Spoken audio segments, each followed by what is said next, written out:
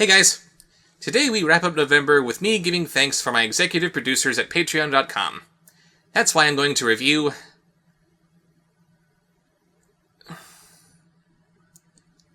Candyland, The Great Lollipop Adventure. Yep, I've asked my executive producers what they wanted me to review, and this won out. As I've said before, I strongly believe that you can make a good movie out of anything. And that includes board games, too. I'm still waiting for someone who isn't Michael Bay to realize the storytelling potential in the Transformers franchise, but whatever. Let's check out the Candyland movie.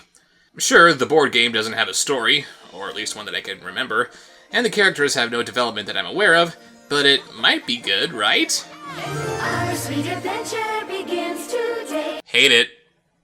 Good God. Only seconds into the movie, and my brain is already flooded with questions. Why do they need to pick gumdrops? I thought they were made by gingerbread tailors or something. No, not the buttons! Not my gumdrop button! Why are gumdrops natural resources? If putting gingerbread into a human-like shape is enough to make them sentient, okay, I'll believe that. But then, why is this tree sentient? Why isn't that tree sentient? Or that one? Or that one? Are the houses intelligent? I guess they wouldn't be, since they're houses, but if the trees are alive, why not the houses? Are they just lying in wait? What about the giant sweet tarts down there? Or the grass? Oh my god, this is gonna turn into that ultimate game where the floor tries to eat you! I like candy. Anyway, the people of Candyland are preparing for some kind of celebration. You can tell that something special is happening by all the special treats that they're bringing out. Or is that just regular food for these people? Also, I can't help but imagine the struggles that had to happen for gingerbread society to integrate with normal people. Gingerbread lives matter! Join us for a sweet adventure. Join us for a sweet adventure. Join us for a sweet adventure.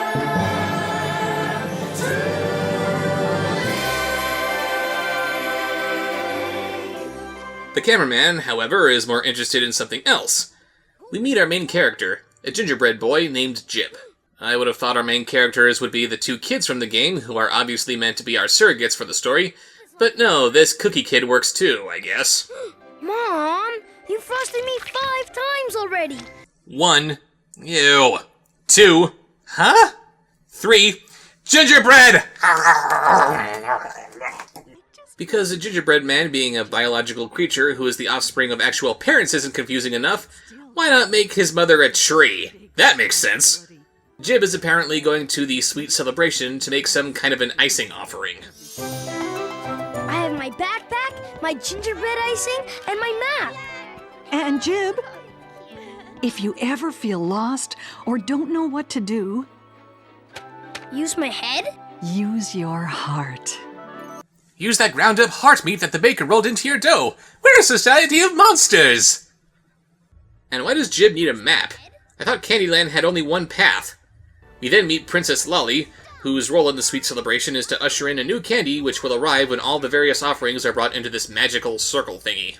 She can only do this with her Lollipop scepter, which is the one thing that Lord Licorice needs to rule all of Candyland. I guess it was always kind of implied that he was the villain of Candyland and all, since, hey, twirly mustache. But what I want to know is, why does Licorice have to taste so damn terrible that, of course, anyone associated with it would be the villain? And I want that scepter! So get back to the castle and don't return without it! Couldn't they just pluck it out of a bush or something? By the way, why does he want to take over Candyland? What possible reason could he have to want to take over this sweet sugary dump? Also, isn't he a lord? Doesn't that imply he already has high authority over these people? Doesn't he control quite a bit of land in Candyland? And he's achieved this status in light of being Licorice. Be proud, man! You made it! Oh, yum, yummy, yummy, yummy, yummy, yummy, yummy, yummy, yummy, yummy, yummy, yummy, yummy, yummy, yummy. And because they couldn't get Frank Welker to do his Slimer voice for these licorice bite thingies, they have Scott McNeil doing his Waspinator voice. Waspinator will destroy candy bots! Be here at the sweet circle in 6 gumballs.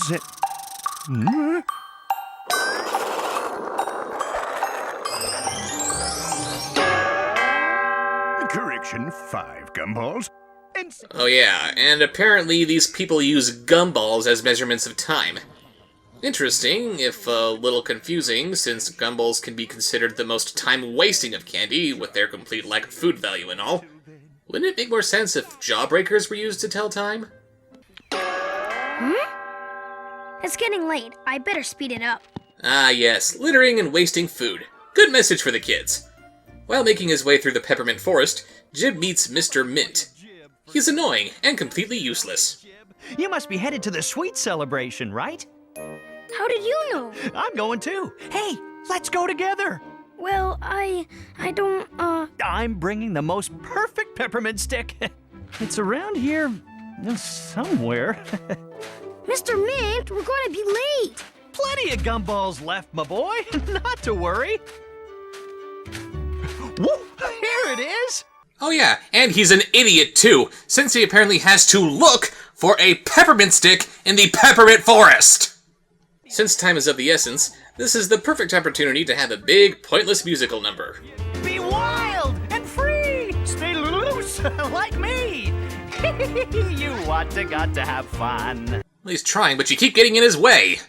Wait a minute. The beavers are peppermint. The trees they gnaw down are peppermint. Are they cannibals? So what do you say, Jib? Maybe you're right. As long as we stick to the road, we'll be fine. No, he never said that. Their next stop is through Gumdrop Mountain, where they meet another Slimer stand-in named Jolly. He's a shapeshifter. Because... Gummy?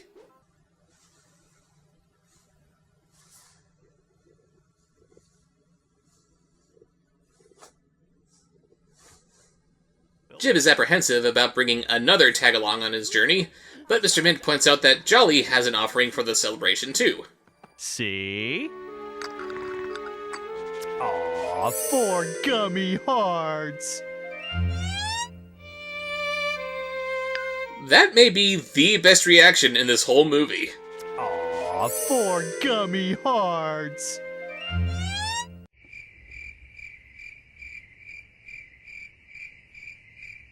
So Jolly joins Jib, say that 3 times fast. Then we meet Frostine, who is a queen according to the game, but in the movie she's the sister of Princess Lolly. Apparently King Candy married his own daughter. What's the matter, little sister? Yes, what's wrong, little red-haired sister of the blonde princess who has an ice theme?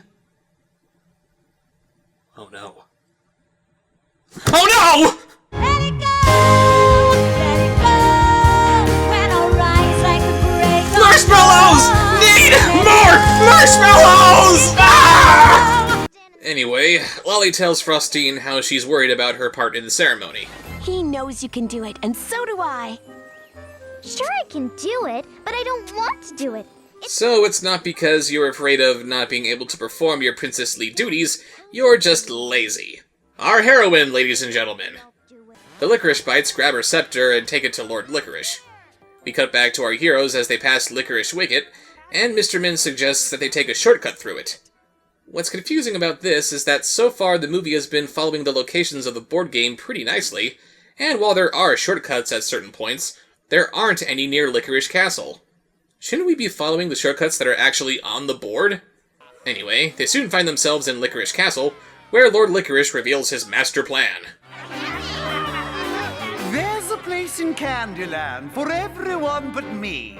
For licorice is all but banned when loved is what it should be. This place is run by everyday sweets. I find it awfully strange. But don't you pout, you'll soon find out it's all about to change. All who know me might suppose I've hatched a tasty plot. A licorice that grows and grows until there's more than a lot. I place it in the circle sweet and watch it quickly rise. And soon my chewy sticky goo will reach into the sky. Licorice here, licorice there, far as you can see, the smell of licorice in the air. Yummy, yummy, yummy. So licorice everywhere, soon they'll understand.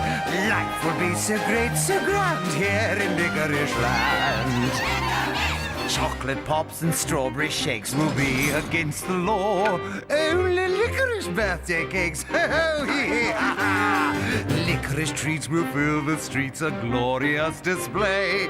The world will seem a licorice dream. We will scream, hooray! You know, I can totally understand his motivation for wanting licorice to be loved like it should be, but he wants to outlaw every other candy in Candyland?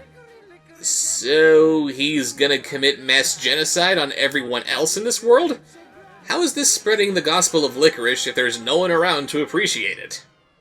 And again, he's a lord! Why is he this hungry for power that he should already have?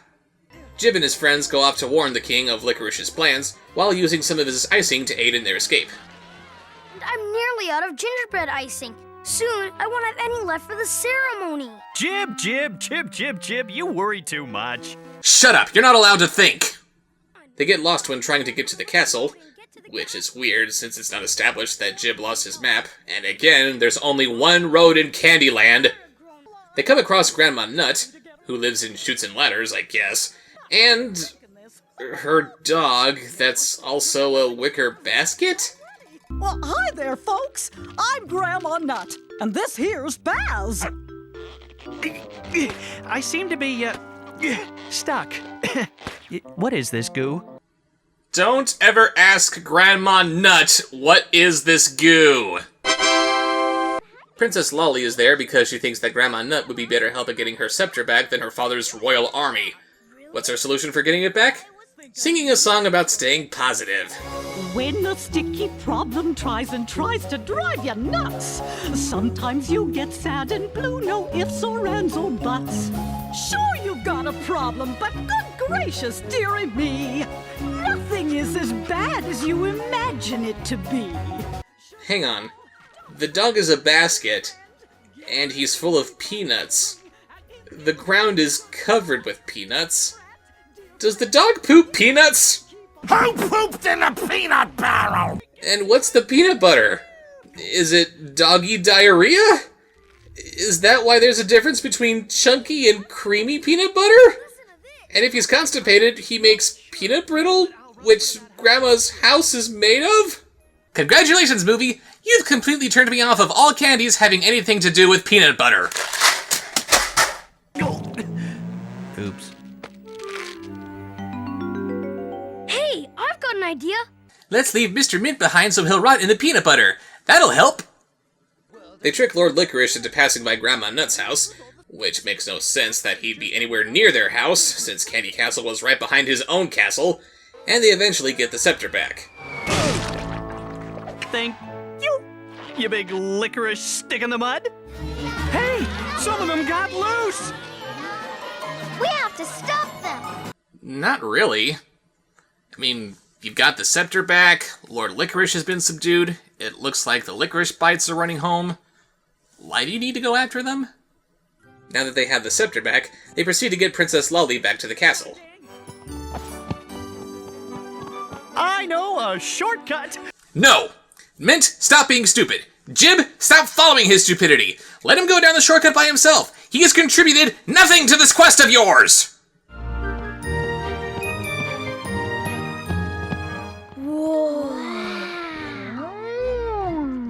Here it is! The chocolate swamp! No, you're in Molasses Swamp. He's in Molasses Swamp. You're in Molasses Swamp. You're in Molasses Swamp. You're in Molasses Swamp. Oh, and by the way, broken bridge! I guess you'll just have to turn around and go back to the regular path! You're just gonna try to jump the bridge, aren't you?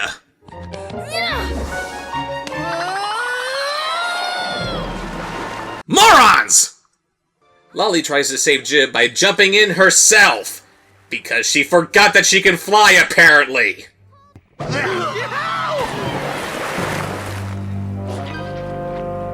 Well, well, if it isn't those conniving confections. Now it's your turn to be stuck. Oh, and what's this? A royal scepter, just sitting there.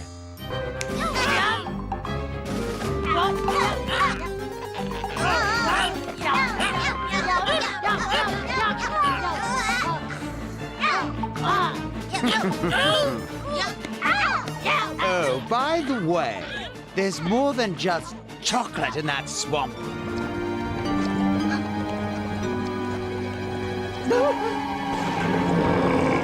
Oh no! It's the Greedy from the Raggedy Ann movie! Ah! So Lord Licorice gets the scepter again and goes to Candy Castle, leaving our heroes to their wretched fate. It's okay. He doesn't want to hurt anyone. He just wants a hug. Even in a property that has nothing to do with the Hug-a-Bunch, I can't escape the Hug-a-Bunch! So they effortlessly go up to him and hug him when they're supposed to be stuck in the swamp. Ugh. We've got to warn the king. Well, according to the board game, he should be just within earshot. Hey, King Candy! Licorice guy turning things into licorice. King Candy, no. Lord Licorice then proceeds to take over Candy Castle. So, King Candy didn't have any kind of army at his disposal? Did he not have any kind of plan in case the good people of Candyland decided to revolt against him? You're really bad at this, King Candy. Let's all enjoy the countdown, shall we? It's the Candy Countdown! Jib and Lolly disrupt the ceremony, and Lord Licorice is defeated thanks to Jib using the last of his icing.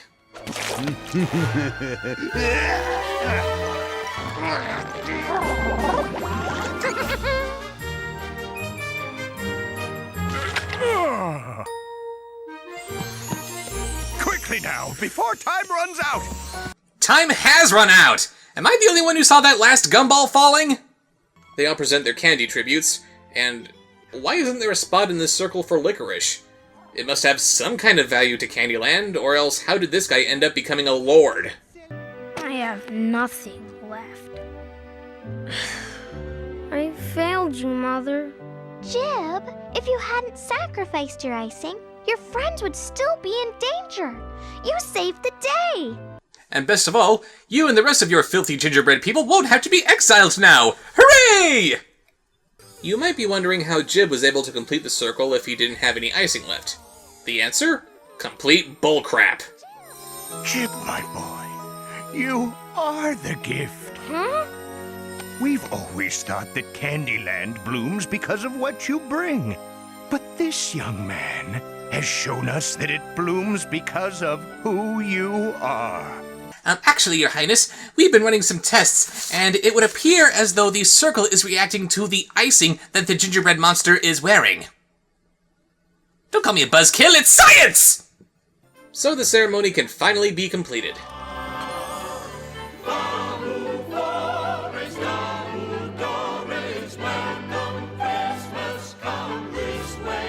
How could it be so? It came without logic. It came without thought. It came without coherency, purpose, or plot. The movie ends with Jib being knighted for his actions, and Candyland gets a new candy in the wake of the ceremony. Lollipops!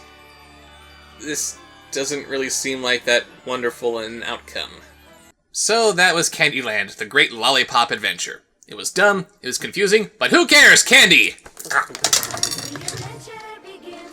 As I said, it's possible to make a good movie out of anything, but this just wasn't it. The characters were annoying, the villain made no sense, the songs were forgettable filler, the logic of Candyland itself was confusing. The animation was okay for TV standards, and I gotta give them credit for actually following the path of the board game, I guess, but there's just not a lot to this movie. Then again, there wasn't a lot to the game either, so maybe it's a more perfect adaptation than I gave it credit for. Now, if you'll excuse me, I gotta go brush my teeth. See you later.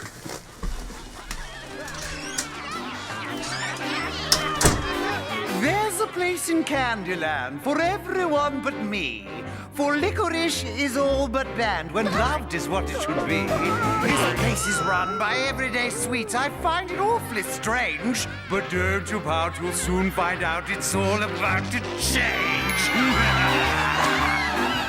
Quiet! As all who know me might suppose, I've hatched a tasty plot. A licorice that grows and grows until there's more than a lot. I place it in the circle sweet and watch it quickly rise. And soon my chewy sticky goo will reach into the skies. Licorice here, licorice there, far as you can see. The smell of licorice in the air. Yummy, yummy, yummy. Licorice everywhere, soon they'll understand. Life will be so great, so grand here in Licorice Land. Silence! Chocolate pops and strawberry shakes will be against the law. Only licorice birthday cakes, oh yeah! Licorice treats will fill the streets, a glorious display. The world will seem a licorice dream. And we will scream, hurrah! Licorice here, licorice there, far as you can see. The smell of licorice in the air. Yummy, yummy, yummy. So licorice everywhere, soon they'll understand. Life will be so great, so grand here in Licorice Land. Well, maybe just a taste. That's it.